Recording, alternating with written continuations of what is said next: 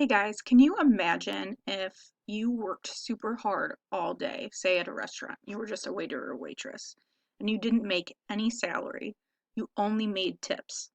And at the end of your shift, you had to give your tips to the restaurant, to your boss, and you would walk away with nothing. That's kind of what happened to the people of Mali, which we're going to talk about today. So today is Wednesday, January 6th, and we're going to be able to explain how the Empire of Mali rose and continued to expand. We have our normal go around with our do now. We're going to review the do now with our map skills. We have some notes, practice, and then of course you'll need the three usual things. Today is National Technology Day, which you guys are participating in as we speak. Or as I speak. So I guess we're already celebrating that. All right, so the do now, you only have to do 1 through 4. You don't need to do number 5. So don't worry about number 5. That's a typo for me because you can't really see it. Let me move my face. So you're just looking at the map of North America and you are just telling me whether the statements are true or false. So you can go ahead and pause your video.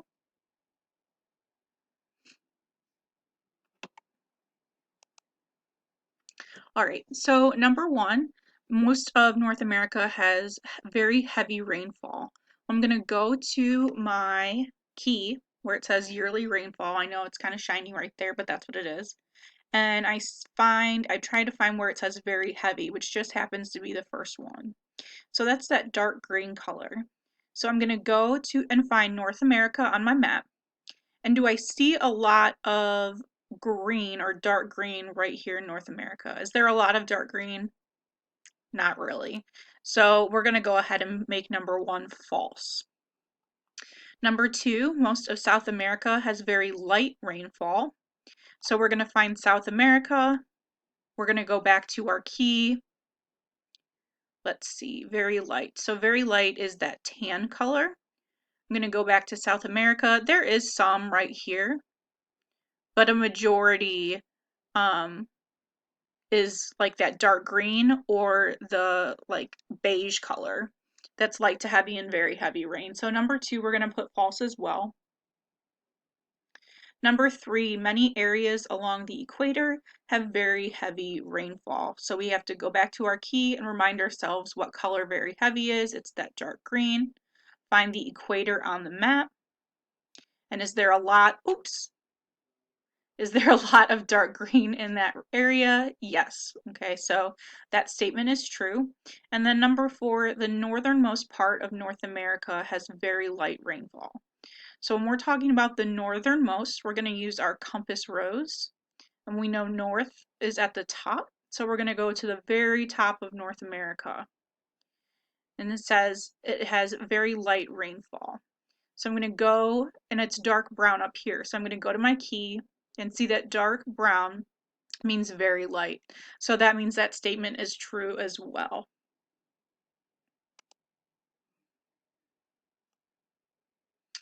All right, so for notes today, we have 5 words. We have caravan. Now, if you just Google the word caravan, like an RV is going to pop up, which that's not what we're talking about right now.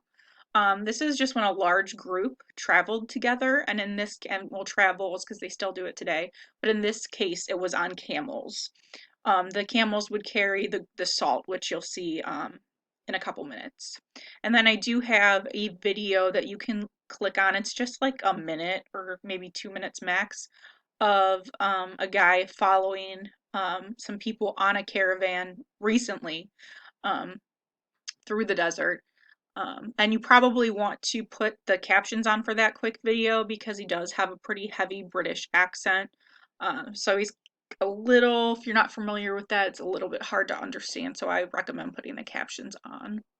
Scholarship, you should know what scholarship is because it's one of our Strive values. It's the first Strive value we have at CCA, and that is formal study and learning. So if you think about, if you're a returner to CCA, if you remember from last year in the beginning of the year when we were actually at school, We do a lot of formal study and learning. We're definitely geared towards college study, which is what scholarship is. And you guys do that every day at CCA.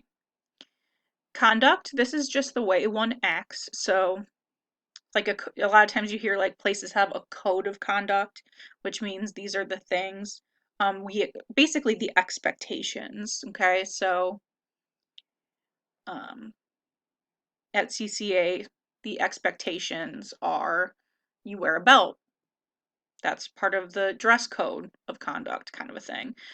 So the conduct is the way one acts. Now at CCA, if you conduct yourself well, and go above and beyond, you earn dollars. At CCA, if you do not conduct yourself properly, you will earn deductions.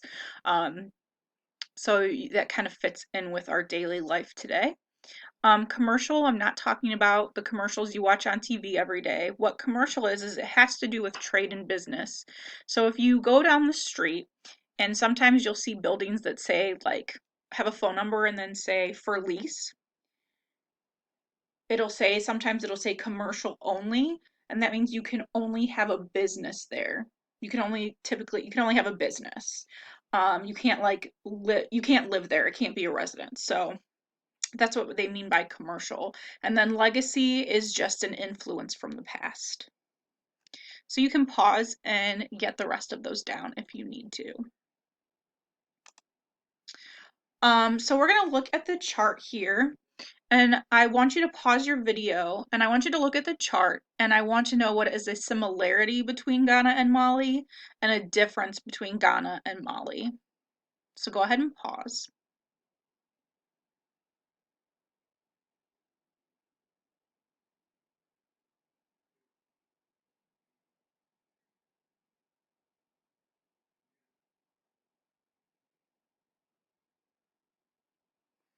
All right, so let's go through this. I'm going to go ahead and hit escape so that I can type in here with you. So one similarity that I noticed and that you probably noticed when looking between Ghana and Mali, in the key accomplishments, it says Ghana worked with iron and prospered from the gold salt trade.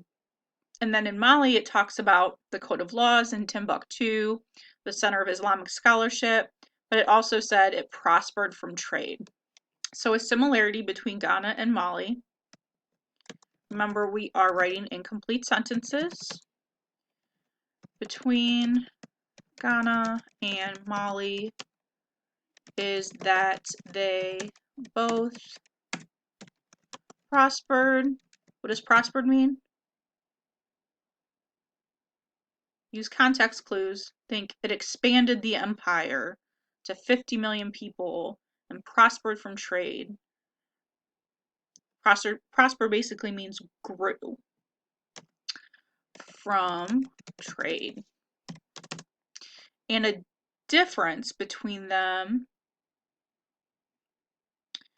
we can look and see that Ghana was primarily, how do I want to put this, labor strong, which means work strong, while, oops, I forgot my comma, while Mali's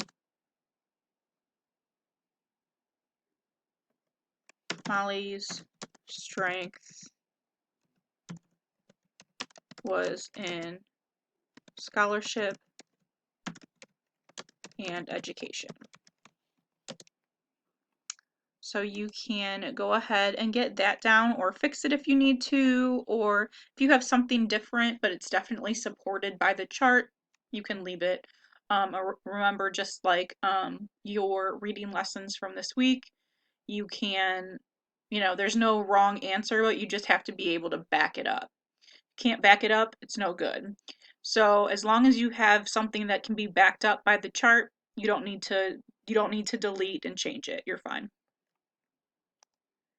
All right, so here are some pictures I just wanted to show you, and you're actually going to watch a video next week, a really good video, that's going to go into this a little bit deeper.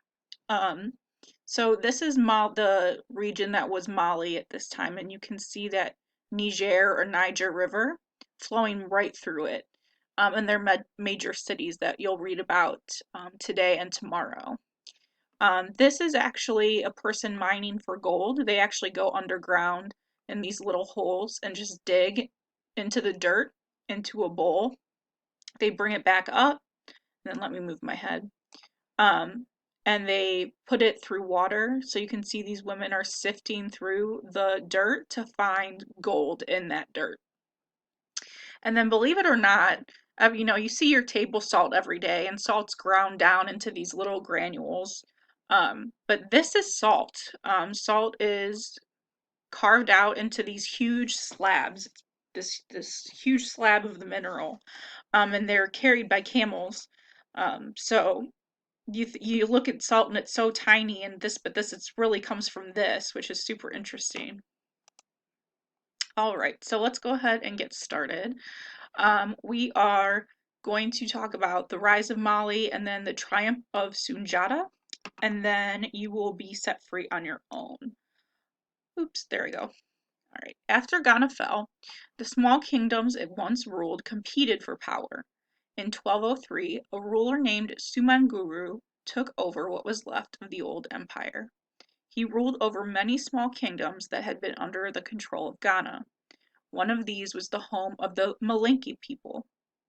According to oral history, the Malinke tired of Sumanguru's cruel rule. They asked Sunjata, the son of a Malinke ruler, to free their kingdom. In 1230, Sunjata led a rebellion with the help of Malinke kings. By 1235, he ruled over a new empire, Mali.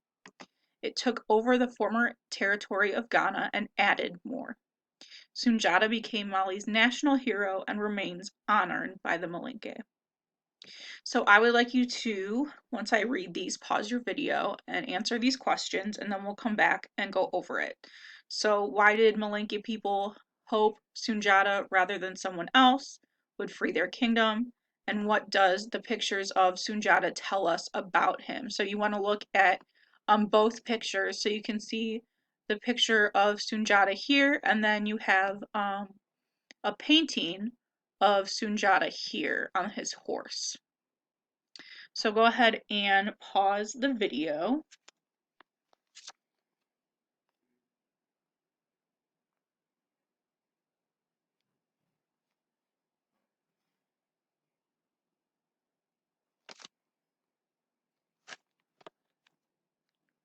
All right, so let me hit escape so I can type into the slide. All right. So why did Malinke hope people, or why did the Malinke people hope that Sunjata would free their kingdom?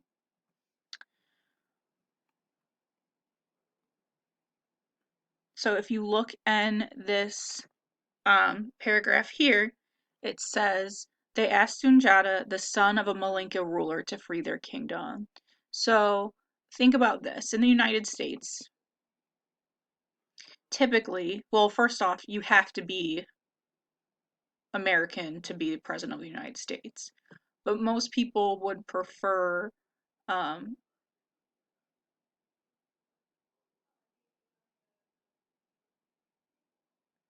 and America, um, in America, we typically, would probably prefer an American ruler.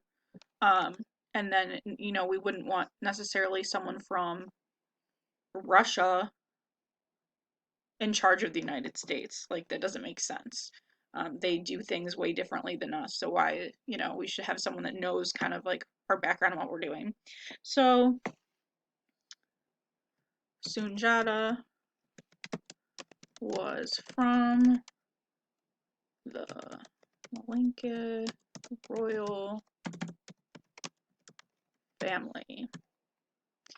And I'm not going to necessarily, I'm interested to see what you think the pictures of Sunjata tell us about him. I've got an idea just from what I can see, but I want to see what you think too. Just look at everything in those pictures, look at um, the what he's holding in both pictures, what's his facial expressions, how are his body movements, what's around him, that type of thing will all help you with that question. And then I'm going to set you free in a second. Let me present. But I want to kind of go through what you're going to be doing for the rest of the lesson. So you're going to be reading about Sunjata's empire, really. And this question I really want you to dig deeper and think about. So how is Mali different from Athens and Rome in terms of who could participate in the government? It is in the text, but I want you to connect Mali to Athens and Rome from our previous units, so that you can start to see the differences that are happening between these two regions of the world. Then you have the story of Mansa Musa, which you'll also hear in the movie next week or in the video.